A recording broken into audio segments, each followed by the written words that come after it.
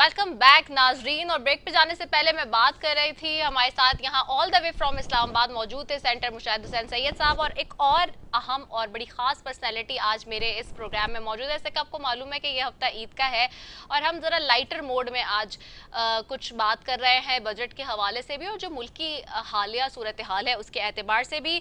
और एक और बड़ी मशहूर मारूफ शख्सियत जिनसे हम हमेशा पाकिस्तान में जो बजट है उसके एतबार से जब बात करते हैं तो बहुत सादा अल्फाज में अगर कोई आप समझना चाहता है, मैं आप अगर समझना चाहें कि जी नंबर गेम्स क्या हैं बजट के, तो उनसे बेहतर आदमी हमें कोई नज़र नहीं आता, क्योंकि वो उन टर्म्स को नहीं बताते जो हम सुनते हैं, मुश्किल मुश्किल टर्म्स पार्लियामान के अंदर, बल्कि वो आसान अल्फाज में हमें बता रहे होते हैं कि क्या वाकई ये जो बजट आया है और ये जो सारी चीज़ें इस तरह से हो रही हैं उसमें किचन चलाना, घर चलाना, दफ्तर चलाना आसान है या नहीं।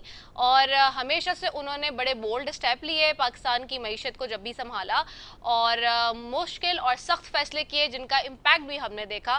तो नन अदर देन आज मेरे साथ मौजूद है मिफ्ता इस्माइल साहब, साबिक वज़ीर ख़जाना हैं। उनसे जानेंगे कि बजट के बाद उनकी क्या राय है और इस मुश्किल सूरत हाल में वो आज पाकिस्तानी आवाम के लिए क्या एनालिसिस करेंगे और क्या सजेशंस देंगे। तो उनको अपने प्रोग्राम में खुशामदीद कहेंगे। Thank you so very much Miftah Ismail साहब for joining us. Thank you बेटा, thank you so much for having me. Miftah Ismail भाई साहब, मैं जानना चाहूँगी अभी, अब जैसे कि हमने देखा है ख़ास तौर पे बजट ईद से पहले अनाउंस हुआ, उसके ख़िलाफ़ आज भी पार्लियामान में जो अपोजिशन की जमातें हैं उन्होंने एक एक नया लफ्ज़ दिया है, और मैं उसकी जो डेफिनेशन है वो आपसे बेहतर मेरे ख्याल से कोई नहीं बता सकेगा, जानना भी चाहूँगी हमारे आवाम के लिए। उन्होंने कहा है कि जी हिट मैन ने बनाया है ये बजट, और हमेशा से आप बताते आए हमें बड़े सादा से अल्फाज में कि क्या बजट वाकई अवाम दोस्त बजट है या फिर दुश्मन बजट है, और इसके बाद कितनी सख्तियां मजीद आएंगी पाकिस्तान के लिए। तो इस दफ़ा जो बजट अनाउंस है आप उससे कितने मुतमईन हैं? देखिए, कोई बजट हिटमैन नहीं होता और कोई हुकूमत ये नहीं चाहती। ये पीटीएम की, मुस्लिम लीग की हुकूमत हो या पिछली हुकूमतें हों या पीटीआई की हो या पीपल्स पार्टी की हो, ये कोई भी ऐसी हुकूमत नहीं होती कि जो बजट जो है उसको लोगों को परेशान करने के लिए बनाए या हिटमैन टाइप का बजट बनाए, और इन्होंने भी ऐसी कोशिश नहीं की है। लेकिन कुछ सोच का फुकदान नजर आता है मुझे। सच्ची बात है कि इस वक्त जहां पाकिस्तान खड़ा हुआ है, ऐसा लगता है कि शायद हुक्मरानों को इसका इदराक नहीं है कि लोग कितनी मुश्किल में हैं, या हुक्मरानों को इसका इदराक नहीं है कि मुल्क कितनी मुश्किल में है, क्योंकि लोगों का मजमूआ ही मुल्क है।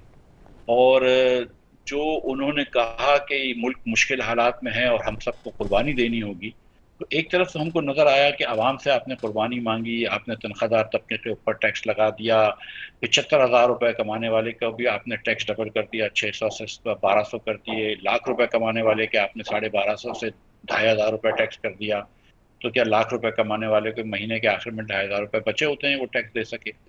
आ, आपने 5 लाख की तनख्वाहदार तबके के ऊपर 90,000 से 1,13,000 टैक्स कर दिया, और 20 लाख की तनख्वाह वाले के ऊपर भी उतना ही टैक्स बढ़ाया, 22,500 रुपये। लेकिन जहाँ पे आपने लोगों से सेक्रीफाइस मांगी है, आपने दूध के ऊपर टैक्स लगा दिया, आपने दिल में जो आर्टरीज खोलने का स्टेंट लगता है उस पर टैक्स लगा दिया, लेकिन जहाँ पे आपने लोगों से सेक्रीफाइस मांगी है, कुर्बानी मांगी है, क्या आपने हुकूमत ने कुर्बानी कहीं की है? तो वो नजर नहीं आ रहा। 75 अरब रुपए आपने एमएनएस के फंड में दे दिए, सूबे जब जाएं और बजट में देखें तो 300-400 अरब रुपए अपने एमपीएस के फंड्स में रखे हुए हैं, वो अब बेदरे खर्च कर सकते हैं। हुकूमत ने अपना 24% से अखराजात बढ़ाए हैं। पीएसडीपी को जो मतलब पिछले साल तो 500-550 अरब रुपए था, जो टोटल डेवलपमेंट स्कीमिंग स्पेंडिंग थी 1,000 अरब रुपए की, 1100 की, उसको भी बढ़ा के 1,700 अरब कर दी है। तो बहुत सारी ऐसी चीजें नजर आती हैं कि जिससे लगता है कि हुकूमत को एक बेहिसी के आलम में बैठी हुई है, कि उसको पता ही नहीं है कि लोगों की जिंदगी कितनी मुश्किलात में है। और वो कि आपने हुकूमत के एम्प्लॉयज की तनख्वाह बढ़ाई है, और मैं उस पर खुदा न खास्ता कोई तनकीद नहीं कर रहा हूँ, लेकिन आपको ये भी पता है कि प्राइवेट सेक्टर के लोगों की तनख्वाहें नहीं बढ़ती, प्राइवेट सेक्टर लोगों की आमदन नहीं बढ़ती, और आपने उनके अखराजात तो बढ़े लेकिन आपने उनके ऊपर टैक्स भी बढ़ा दिए, लेकिन अपने अखराजात कहीं कम नहीं किए। तो इस पे मुझे ज़रा सा एक बजट पे मुझे लगा कि ये हुकूमत जो है इसकी प्रायोरिटीज सही नहीं है, इनको मसले का इतराक पता नहीं है। اچھا یہ کیسے ہو سکتا ہے؟ اب آپ کیا سمجھتے ہیں آپ کی نظر میں کہ ان چیزوں کو بہتر کیسے کیا جا سکتا ہے؟ کیونکہ ایک بات ہم سن رہے ہیں وزیر خزانہ کے منہ سے سنی، آج وزیر اعلیٰ پنجاب نے بھی کہی کہ حکومت اور گورننس کے نظام میں تبدیلی کے لیے وزارتوں اور محکموں کی ری اسٹرکچرنگ کا فیصلہ کیا گیا ہے۔ ایک لفظ ہے ری اسٹرکچرنگ اور ایک لفظ ہے شٹ ڈاؤن، یہ دو ہم بہت سن رہے ہیں، کہہ رہے ہیں کہ جو کچھ نکمی فالتو اور خساروں کے شکار محکمے ہیں ان کی ڈاؤن سائزنگ ہوگی، ان کو بند کیا جائے گا، ان کو ری اسٹرکچر کیا جائے گا، کیا یہ پاسبل ہے؟ دیکھیے ہر چیز پاسبل تو ہے نا، ہر چیز ممکن ہے، انسان کے ہاتھ میں ہے، لیکن آپ کو لوگوں کی نیت سمجھ آ جاتی ہے ان کے ایکشنز دیکھ کے۔ ہم 3 مہینے سے سن رہے تھے کہ ہم ٹیکس کی نیٹ کو وائڈن کریں گے، لیکن نہ ریٹیلرز کے اوپر فکس ٹیکس لگا، نہ زرعی ٹیکس لگا، نہ پراپرٹی کے اوپر ٹیکس لگا، یس۔ وہی تنخواہ دار کے اوپر ٹیکس بڑھ گیا۔ ہم بڑے عرصے سے سن رہے تھے کہ بھائی محکمے کم ہوں گے، لیکن حکومت نے 800 ارب روپے کا خرچہ رکھا ہے اپنی حکومت چلانے کے لیے، وفاق کی حکومت چلانے کے لیے۔ تو اگر محکمے کم ہو رہے ہیں اس سال کے درمیان تو کچھ اخراجات بچ جانے چاہیے، وہ تو آپ نے نہیں کرے۔ آپ نے تو 839 ارب روپے رکھے ہیں پچھلے سال کے بجٹ کے 711 ارب کے سامنے، تو وہ تو مجھے نظر نہیں آ رہا۔ آپ نے کہا تھا ہم پینشن ریفارمز کریں گے، لیکن آپ نے 1018 ارب روپے وہاں پہ مختص کر دیے ہیں، تو اگین پینشن اگلے سال کے تو آپ نے پورے پیسے رکھ لیے ہیں۔ سو باتیں تو اچھی ہیں اور اللہ کرے کہ ان پہ عمل بھی ہو سکے، اور میں اگلے چند مہینوں میں بھی عمل کرتا ہوں، اور مجھے فائنانس منسٹر صاحب کی یا دیگر لوگوں کی نیت پہ شک نہیں ہے، لیکن مجھے نہیں لگ رہا کہ اس حکومت کے پاس وہ مورل کیپٹل ہے، فرسٹ آف آل، جس طرح الیکشن وہ جیتے ہیں اس طرح، یا ان کے پاس وہ بولڈنس ہے، وہ بہادری ہے کہ جس کے تحت وہ اس وقت جو پاکستان کو اصلاحات کی ضرورت ہے وہ کر سکیں۔ میرے خیال سے ان کی ترجیحات میں اصلاحات بعد میں آتے ہیں، اور سیاسی سروائیول جو ہے، پاور پالیٹکس جو ہے، وہ بہت اوپر ہے۔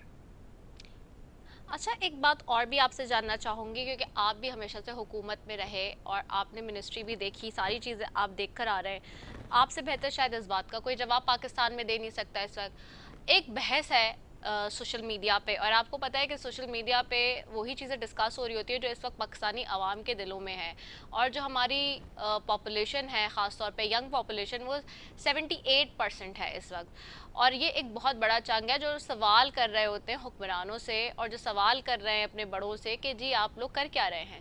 ہیونگ سیڈ دیٹ، تو اسی کے درمیان ایک بات بہت امپورٹنٹ آتی ہے کہ جو ابھی آپ نے بھی جس کا ذکر کیا اسی کو تھوڑا سا الیبریٹ کر کے پوچھنا چاہ رہی ہوں کہ جو ہماری حکومتی وزراء ہیں، جو پرائم منسٹر خود ہیں، جو کابینہ ہے، وہ سب اپنے کسی بھی قسم کے فنڈ پہ کوئی کٹ لگانے کے لیے تیار نہیں ہے، یا کوئی اپنے پرکس اینڈ پریویلیجز جو ہے وہ گیون اپ کرنے کے لیے تیار نہیں ہے، سب چیزیں انہوں نے رکھی ہوئی ہیں۔ اگر اتنا ہی غریب ملک ہیں ہم، تو یہ ایک بحث چھڑی ہوئی ہے اس وقت سوشل میڈیا پہ بھی کہ لوگ یہ پوچھتے ہیں تو پھر ہم اپنے خرچے کم کیوں نہیں کرتے؟ ہماری آمدنی نہیں ہے اتنی تو ہمارے خرچے زیادہ کیوں ہیں؟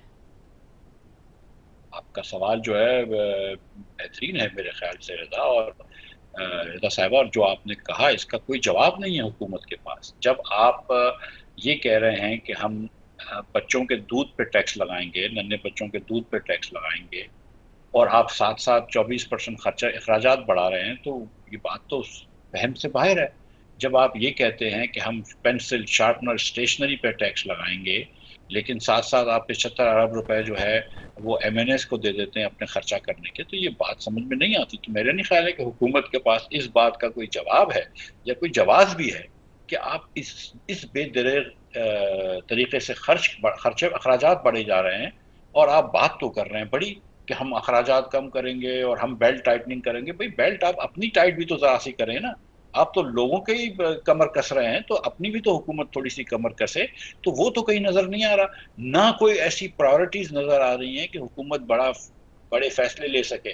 آپ نے اپنی سیاست بھی بچانی ہے، آپ نے پاور پالیٹکس بھی کھیلنی ہے، تو ترجیحات میں مجھے ریفارمز تو نظر نہیں آ رہا، ترجیحات میں مجھے کوئی مشکل فیصلے تو نظر نہیں آ رہے۔ ہاں وہ فیصلے ضرور کرتے ہیں جس کے تحت آپ عوام پہ مشکلات ڈال دیتے ہیں، اور سیاستدان یہ بھی نہیں چاہتے، میں جانتا ہوں، تو یہ بھی بڑی خوشی سے نہیں کرتے وہ، لیکن وہ فیصلے جس پہ آپ اپنا پولیٹیکل کیپٹل مول پہ داؤ پہ لگا رہے ہوں، وہ فیصلے جس سے آپ اپنی آرائش مطلب اور سہولیات کم کر رہے ہو، وہ فیصلے نظر نہیں آئے اس بجٹ میں۔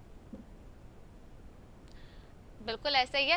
ایک اور چیز جو کہ ایک اور سوال چل رہا ہے اس وقت، ایک اور جو لوگوں کا سوال ہے وہی میں آپ سے کروں گی، پاکستان کی پوری پاپولیشن کا. وہ یہ پوچھ رہے ہیں کہ Dubai leaks, Panama leaks, Paradise leaks میں سارے لوگوں کے نام ہیں پاکستان کے اس وقت جو پاور پالیٹکس کھیل رہے ہیں، جو حکومت میں بیٹھے ہیں، لیکن اس کے باوجود انفارچونیٹلی ان لوگوں کے اوپر بھی اس وقت وزیر خزانہ نے ایف بی آر کے تھرو نہ ان کو کوئی نوٹسز بھیجے، نہ ٹیکس لگایا ہے. اس وقت صرف اور صرف ٹیکس انہی لوگوں پہ لگا ہے جو ہمارے جیسے ہیں، یعنی کہ سیلریڈ کلاس، انہی کے اوپر ڈبل ٹرپل ٹیکس بڑھا دیا گیا ہے، لیکن ان کو بھی نیٹ ٹیکس میں نہیں لایا گیا. اب اس کی بنیاد پر لوگ یہ کہتے ہیں کہ آپ باہر لوگوں کو کہتے ہیں کہ انویسٹمنٹ کریں، انویسٹرز کو بلاتے ہیں کہ ہمارے یہاں آئیں، ٹرسٹ ہم پہ بلڈ کریں، لیکن جب ٹرسٹ ڈیفیسٹ اپنے ہی لوگوں کا ہے جو اس وقت حکومت میں ہے، جو اس وقت پاور میں ہے، وہ خود یہاں انویسٹ نہیں کر رہے، تو پھر باہر کیسے لوگ کریں گے یہاں انویسٹ؟ بات یہ بھی درست ہے رضا صاحبہ. دیکھیں، پاکستان میں سب سے پہلے سرمایہ کاری تو پاکستانی کریں گے نا. اگر پاکستانی پاکستان میں پیسہ نہیں لگا رہا تو باہر والا تو آکے نہیں لگائے گا. اور ہم کو اس وقت باہر والوں کو ان کے منافع دینے بھی مشکل ہوتی ہے. تو جب تک یہ ایگزسٹنگ جو باہر والے پیسے لگا چکے ہیں ہم ان کو بھی منافع وقت پہ نہیں دینے دے رہے، بھیجنے دے رہے، ترسیل کرنے دے رہے، تو دوسرے لوگوں کو تو میرے خیال سے لانا بہت مشکل ہے. پھر ہم کو یہ بھی سوال پوچھنا ہے. دیکھیں، کچھ لوگ تو سیاست دان ہوتے ہیں، سیاسی لیڈران ہوتے ہیں، دیگر لوگ ہوتے ہیں کہ جو پیسہ چھپا کے باہر لے جاتے ہیں، میں ان کی بات نہیں کر رہا. لیکن ایک بہت بڑا جو نمبر ہے وہ ان پاکستانیوں کا ہے کہ جو پاکستان میں بزنس کرتے ہیں اور منی ٹریل کے ساتھ ٹیکس بھرے ہوئے پیسے کو لیگلی باہر لے کے جاتے ہیں اور باہر بزنس کرتے ہیں، پراپرٹیز لیتے ہیں، گھر لیے ہیں دبئی میں وغیرہ وغیرہ. اور ہم کو یہ سوال بھی پوچھنا پڑے گا کہ ہم اپنے ملک میں ایسے کیا چیز کرتے ہیں، ایسے کیا ہمارے جو پالیسی کانٹیکسٹ ہے کہ جس کے تحت پاکستانی جو ہے وہ پاکستان سے زیادہ اپنا پیسہ دبئی میں محفوظ سمجھتا ہے یا لندن میں محفوظ سمجھتا ہے یا جہاں پہ بھی محفوظ سمجھتا ہے. تو ہم کو بھی ذرا اپنے اندر کے گریبان میں بھی جھانک کے دیکھنا ہوگا کہ کیا ہم ایسی پالیسیز کر سکتے ہیں کہ جس کے تحت پاکستانی ایک شہری جو ہے، جو کہ ٹیکس بھرتا ہے، جو کہ پیسے والا ہے، جس نے بزنس چلایا ہے، سب کچھ کیا ہے، وہ سمجھے گا کہ یار میں اگر یہ لاہور میں اور کراچی میں اور اسلام آباد میں اور فیصل آباد میں اور گجرانوالہ میں اور حیدرآباد میں پراپرٹی لیتا ہوں تو وہ بڑا اچھا ہوگا میرے لیے، میرے بچوں کے لیے. لیکن یہ نہیں سمجھ رہے جا رہے ہیں. لوگ سمجھ رہے ہیں کہ ابو دھابی میں لے لوں یا دبئی میں لے لوں یا جدہ میں لے لوں یا لندن میں لے لوں تو وہ لوگوں کو زیادہ اچھا لگ رہا ہے. تو ہم کو اپنی بھی کچھ حکومت کی پالیسیز کو دیکھنا ہوگا. ٹھیک ہے. اچھا، اب یہ تو بات ہم نے کی ہے ساری معیشت کے اوپر، اب تھوڑی سیاسی منظرنامے پہ بھی بات کر لیں. اسی سارے منظرنامے کو دیکھتے ہوئے جو کہ معیشت کی صورتحال ہے، آپ کو کیا لگتا ہے کہ اس وقت یہ جس قسم کا بجٹ آیا ہے اور جو معاشی فیصلے ہو رہے ہیں، اس کے بعد عوام کا جو ٹرسٹ ہے اس وقت موجودہ حکومت کے اوپر اکراس دا بورڈ، چاہے وہ پیپلز پارٹی ہے یا مسلم لیگ نون ہے، وہ بڑھے گا یا پھر کم ہو رہا ہے؟ اور اس مقبولیت کی کمی کے باعث کتنا ڈینٹ پڑ سکتا ہے حکومتی جماعتوں کو؟ دیکھیے، کیونکہ یہ جو حکمراں جماعتیں ہیں ان کی مقبولیت تو اوپر نیچے ہوتی رہتی ہے، لیکن قبولیت ہے. لہٰذا وہ مقبولیت کے فرق سے اتنا فرق پڑتا نہیں ہے. دوسری گزارش یہ ہے کہ دیکھیں، اس وقت پیپلز پارٹی بھی یہ سمجھتی ہے کہ مسلم لیگ نے جو بجٹ دیا ہے اس میں ان سے بھی مشاورت نہیں کی گئی وغیرہ وغیرہ. تو وہ بھی ابھی دیکھنا ہے کہ کیا ہوتا ہے. اور ایسا بھی لگتا ہے کہ بہت سارے کاروباری باڈیوں سے بھی مشاورت نہیں کری گئی. کچھ ایف بی آر نے اپنے حق یا پاورز کو زیادہ بڑھا دیا ہے، طاقت کو زیادہ بڑھا دیا ہے، جس سے کہ میرے خیال سے کچھ کرپشن وغیرہ کا بھی مسئلہ ہو سکتا ہے. تو ابھی دیکھتے ہیں کہ بجٹ کس صورت میں پاس ہوتا ہے. مجھے یقین ہے انشاءاللہ کہ بجٹ پاس ہو جائے گا. میں چاہتا ہوں کہ بجٹ کسی نہ کسی طریقے سے پاس ہو جائے، کیونکہ یہ بجٹ کے پاس ہونے سے آئی ایم ایف کی ڈیل کا انحصار ہے، اور آئی ایم ایف کی ڈیل جو ہے وہ ہمیں کرنا ہمارے ملک کے لیے ضروری ہے. یہ ہمارے وزیر خزانہ بھی بات سمجھتے ہیں اور دیگر پیپلز پارٹی کے لوگ اور تمام لوگ یہ بات سمجھتے ہیں. تو ہم خدا نخواستہ پاکستان کا یا پاکستان کی معیشت کا یا پاکستان کے لوگوں کو برا نہیں چاہتے. تو اس لیے میں ضرور چاہوں گا کہ بجٹ پاس ہو جائے گا، لیکن تھوڑا بہت مقبولیت اوپر نیچے ہو جائے گی. اس سے مقبولیت حکومت کی بڑھے گی تو نہیں میرے خیال سے. لیکن دین پھر یہ مقبولیت کے سہارے تو نہیں آئے نا. صحیح، ویری ویل سیڈ. آج وزیر اعظم اور بلاول بھٹو زرداری کے درمیان ملاقات بھی ہے، آپ سمجھتے ہیں کہ نتیجہ انگیز ثابت ہوگی؟ جی، مجھے یقین ہے اس کا. وہ کہ جب اس لیول پہ میٹنگ ہوگی تو کچھ نہ کچھ راستہ تو ضرور نکالیں گے۔ صحیح۔ اچھا ایک اور بات بھی ہے، کیا یہ فیئر انف آپ کو لگتی ہے بات کہ چونکہ حکومتی جماعتیں ایک سے زائد ہے، یہ ہمیں بھی پتہ ہے کہ جو ہے مل کے بنائی گئی ہے دو جماعتوں نے اس حکومت کو، تو کہنے کا مقصد یہ ہے کہ کیا اس وقت کی موجودہ صورتحال میں صرف اور صرف نون لیگ پہ یہ برڈن ڈال کر باقی جماعتیں اگر پیچھے ہو جائیں، یہ کہہ دیں کہ ہمارا تو اس میں کوئی ہاتھ نہیں ہے، کیا یہ فیئر انف ہوگا؟ یا پھر جتنی بھی حکومتی جماعتیں اس وقت موجود ہیں، حکومت میں بیٹھی ہوئی ہیں، یہ بجٹ کے جو بھی ریپیکیشنز آئیں گے اور عوام کی طرف سے جو بھی ری ایکشن آئے گا اس کو سب میں ڈیوائیڈ ہونا چاہیے، آپ سمجھتے ہیں؟